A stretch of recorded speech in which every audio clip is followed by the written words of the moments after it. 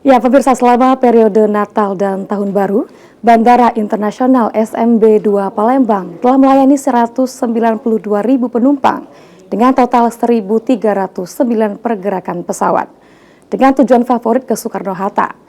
Berikut reportase yang disampaikan oleh Verga Sabela bersama kameramen Hafid Zainul. TV, saya reporter Verga Sabela dan juru kamera Hafid melaporkan dari Bandara Internasional Sultan Mahmud Badarudin II.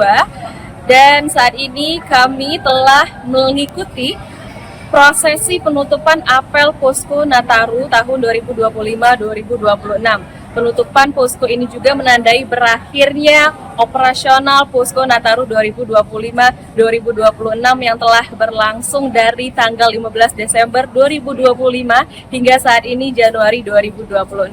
Dan untuk itu, ini berikut merupakan laporan yang kami dapatkan dari Eksekutif General Manager Bandara Internasional Sultan Mahmud Badarudin II.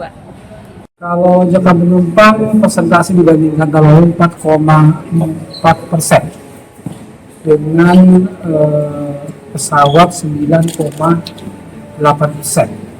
naikkan dari tahun lalu.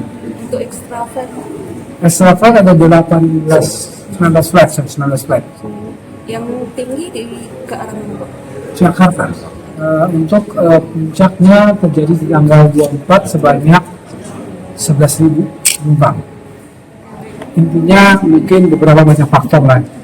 Mungkin dari connecting penumpang sebelumnya, jadi misalnya delay 30 menit karena adanya keterlambatan dari bandara terus sebelum nyampe di bandara. Nah, pemirsa PAL TV, itulah dia sesi wawancara saya bersama dengan Bapak Ahmad Syaugi Shahab selaku Eksekutif General Manager Bandara Internasional SMB 2 Palembang.